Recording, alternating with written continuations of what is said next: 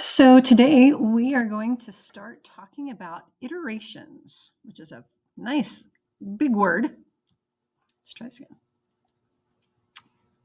All right, today we are going to use our microbit to introduce the idea of iterations or loops into our programming.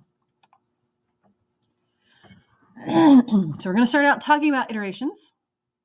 And so we'll look at the value of iteration in programming and talk about how loops are a form of iteration. Very simple form, but those are the ones that we're going to use right now. So today's fancy new word is iteration.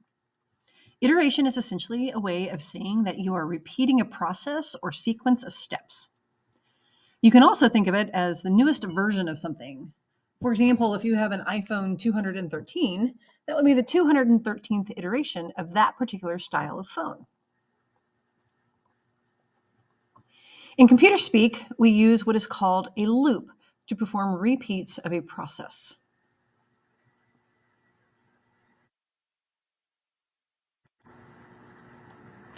Take, for example, the instructions on a shampoo bottle. Have you ever looked at these?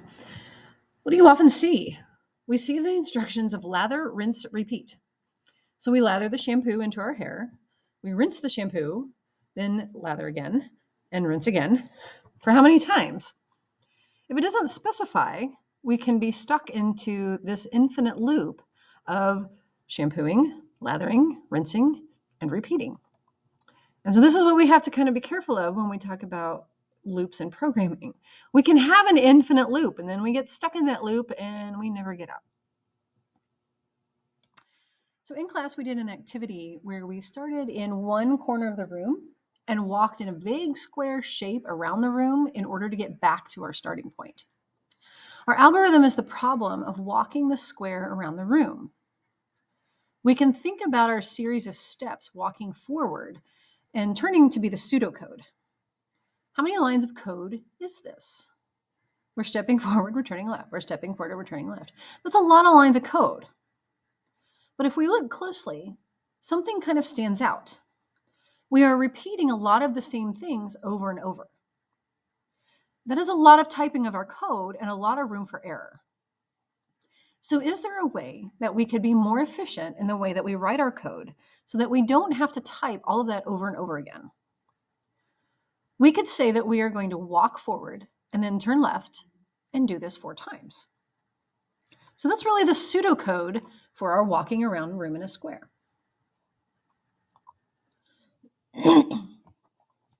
This is what we mean when we talk about a repeat loop.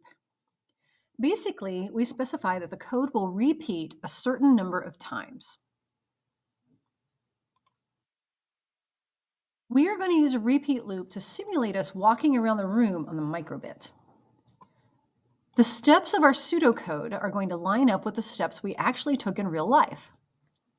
We're going to start a sprite in the top left corner, and then we want the sprite to move 4 spaces forward to the next corner. In the case of the microbit, the sprite moving forward means that it will move to the right. Just like when we increase the value on a graph in math class, we're going to move across the x-axis of the LEDs to start with. Then the sprite will need to turn to the right. He needs to make a complete 90-degree angle turn so that he is facing in the down direction when he gets done. We want this to repeat 4 times so that our sprite goes to each corner and ends up back at the start.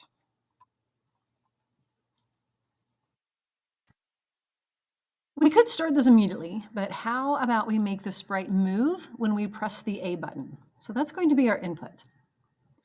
Our output is fairly simple in that we are going to watch the sprite move around the microbit. Remember way back when we talked about the different kinds of variables? One of those was called a sprite. A sprite is a variable that moves around and is changing its location. In this case, the sprite is what is going to be moving around the coordinate grid of the microbit. The first thing we need to do is create a sprite variable. I just named mine Sprite, but you could name it Bob or anything else. So you're going to need to go into the variables toolbox, make a variable, and name it Sprite. Then you're going to bring out the set variable block and place it on the start block.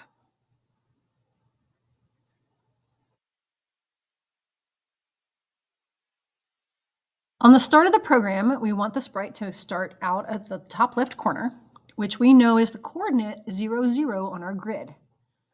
To put the sprite in that location, we need to go to the Game Toolbox drawer. Bring out the Create Sprite block and add it to the Set Variable block.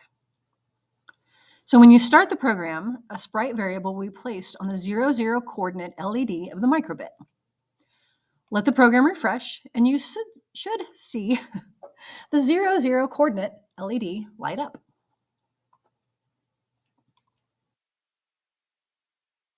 We said we were going to start the sprite moving by pressing the A button. So go to the Inputs drawer and bring out an On button pressed block. Gosh. Our pseudocode has the sprite doing two things: moving forward 4 spaces and making a right-hand turn. So go back to the Game Toolbox drawer and bring out a Move By block and a Turn block. Now the default of this is to move 1 space and turn 45 degrees. We want to change this to moving 4 spaces and turning 90 degrees. So change the value in the sprite move block to 4 spaces and change the value in the sprite turn block to 90 degrees. Now press the A button. What happens? You should see the sprite appear in the upper right corner. Now we want to make this happen 4 times. From the Loops toolbox, bring out a repeat loop. Add this into the input block and move the sprite blocks into it. And then press A and see what happens. Like it's always done before, that was really fast. So what do we do to slow things down? Go into the basic toolbox and put a pause in there. This should slow the sprite down enough so that we can see it in all 4 corners.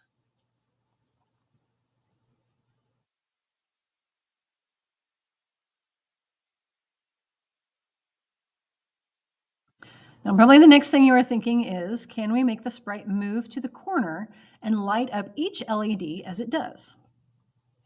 So let's think about what this code might look like. We want the sprite to move forward by 1. Then we want it to move forward by 1. Then we want it to move forward by 1. Then we want it to move forward by 1. I think I see a pattern here.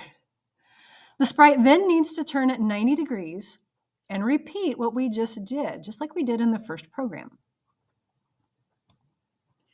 So what are the things that we can group together? Okay, so there's different patterns here. We have the pattern of the repeat 4 times that we had in our first part, but now we have another pattern. So there's a repetition of moving forward by 1, and we do this 4 times. So we could group this together. We could make this into its own loop. And then we want the whole thing to repeat 4 times. We want the sprite to move forward by 1 LED and repeat this 4 times. This is a loop. Let's make this a separate input. Bring out the press B block. Keep the default one in the move sprite block. So we're going to do the same thing that we did when we pressed A. We're going to move the sprite by 1. So bring out that move by from the Game Toolbox and bring that out. Add in a little pause so that we can see it happen. And test this to see if the LED moves 1 at a time over to the upper right-hand corner. Now we want it to make it turn right and move another 4 spaces. And we want to do this 4 times. So we want a second loop. This is what we call a nested loop. We have one action moving a single space that we want repeated. We put that into a loop. We then want to repeat that repetition 4 times. So we put that into another loop. So at this point, you should have a program that moves the sprite in 2 different ways. Once you have it working, add some comments in there and share and publish your program and add it as a link into Classroom.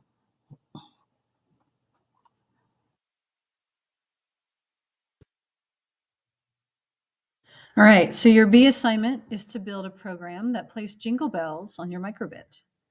You need to use as few blocks as possible, so you end up with about 8 loops in your program. There should be no immediate repeating of blocks of code in your program.